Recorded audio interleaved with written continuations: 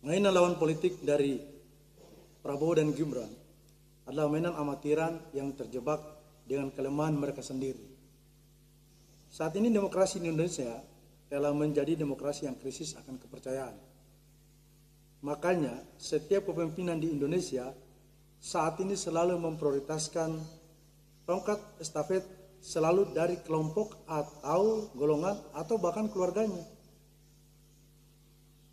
Itu bukan landasan akan keserakahan, namun demi menjaga kesinambungan pembangunan di masa datang. Apa yang diputuskan oleh DPR, oleh undang-undang tentang demokrasi, itulah yang menjadi rujukan kita untuk mencalonkan Prabowo dan Gibran sebagai capres. Nah, persoalannya hari ini adalah kenapa pasangan calon ini menjadi hiburan semua kelompok-kelompok politik atau lawan-lawan politik dari dua kandidat lain. Sebenarnya kandidat ini sudah menjadi seleksi pilihan dari partai-partai besar yang ada di Indonesia saat ini. Apakah itu Golkar, kemudian Demokrat, kemudian Gerindra, dan lain-lain. Untuk urusan Jokowi 10 tahun, artinya memang selama 10 tahun ini Pak Jokowi membangun program-program yang adil dan merata. Kalau bukan Jokowi, selama 10 tahun kita tidak pernah melihat yang namanya Trans Sulawesi, kereta, kemudian Papua. Itu kan bagian dari Pak Jokowi selama menjadi presiden, dan itu adalah bagian dari persatuan dan kesatuan seluruh pemerintahan yang ada di Indonesia. Ketika misal anaknya Pak Jokowi maju sebagai cawapres dari Pak Prabowo, kenapa itu menjadi batu sandungan bagi calon-calon politik yang lain, bagi calon-calon kandidat yang lain, bagi tim-tim sukses yang lain? Saya pikir untuk apa dipermasalahkan?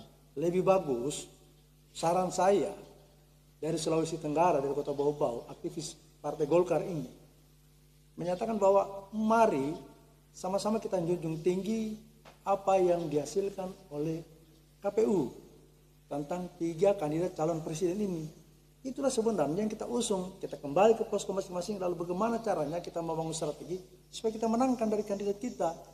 Tidak usah kita persoalkan persoalan-persoalan kekurangannya masa lalu, kekurangannya Prabowo, kekurangannya Gibran, kekurangannya Anies, ataupun kekurangannya Pak Ganjar. Semua adalah anak-anak terbaik bangsa. Lalu untuk apa semua kita ributkan? Kita saling menjelek-jelekan. Untuk apa semua itu? Saya pikir kita butuh negara ini maju. Kita butuh negara ini perubahan.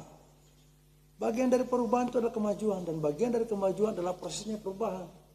Nah, kami sebagai orang Golkar tetap menjunjung tinggi hasil keputusan bahwa Prabowo Gibran adalah calon presiden dari partai-partai termasuk Partai Golkar. Kami maju untuk memenangkan beliau. Nah, saya minta juga kepada teman-teman untuk tidak perlu saling membuat isu-isu, mengungkit-ungkit masa lalu, mengungkit-ungkit apa yang sudah kita lupakan. Kita butuh kemajuan. Tidak perlu lagi kita mengingat masa lalu. Masa lalu itu bagian dari sejarah. Masa lalu adalah awal untuk kita maju. 3 kandidat presiden adalah 3 anak bangsa yang siap memimpin bangsa Indonesia ke depan. Lalu persoalannya kalau kita hanya mengusut tentang kesalahan masa lalu, lalu bagaimana calon presiden yang lain? Saya juga punya keyakinan kalau misalkan di antara ketiga ini salah satunya naik misalkan, atau Prabowo naik, maka akan pasti ada oposisi. Pasti saja ada oposisi.